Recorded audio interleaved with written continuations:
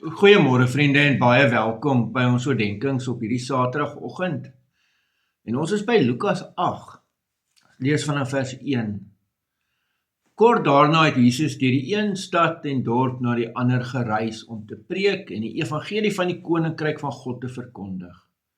Die 12 het saam met hom gereis en ook 'n aantal vroue wat van bose geeste en siektes genees is, naamlik Maria, wat bekend was as Magdalena, uit wie 7 demone uitgegaan het, en Johanna, die vrou van Chusa, 'n bestuurder van Herodes, en Susanna, en baie ander wat uit eie bronne vir Jesus en die 12 gesorg het.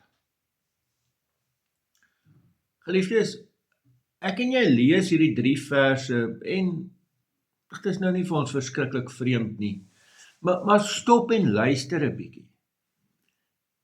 In die tyd waarin dit geskryf is, in die tyd waarin Jesus geleef het, vroue is nie regtig genoem nie. En ja, ons kan aangaan oor hoe verkeerd dit was, dis nie die punt nie. Die punt is, hier word hulle genoem. Hier word spesifiek melding gemaak, en hier kry ons dat 3 van die vroue op die naam genoem word, oor die ongelooflike bydrae wat hulle gemaak het tot die evangelie. En as ek nou dink aan die kerk vandag,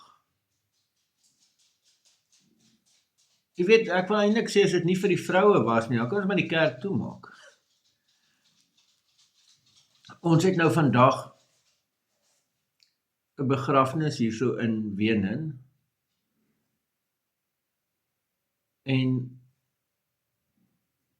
die vroue word of reël onder mekaar en daar word die lekkerste eetgoedjies gemaak, en baie keer sonder enige melding, sonder dat enigiemand van hulle nou wil dankie gesê word of enigiets. Dis net ongelooflik die bedieninge, en in elke gemeente op die agtergrond is vrouens besig om 'n verskriklike groot bydrae tot die kerk te maak. En ek wil vanoggend vir al daai vroue eer en sê dankie. So elke vrou wat hier luister, baie dankie vir die mooi bydrae wat jy in die kerk maak. Die verskil wat jy maak. En baie keer weet ek half ongesiens en baie keer selfs op die agtergrond.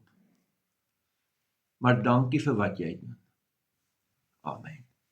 Here almagtige God, baie dankie dat ons ook hierdie mag lees. Dankie vir hierdie vroue wat so 'n ongelooflike rol gespeel het en 'n bydrae gelewer het. En dankie vir vroue wat vandag te doen in die kerk.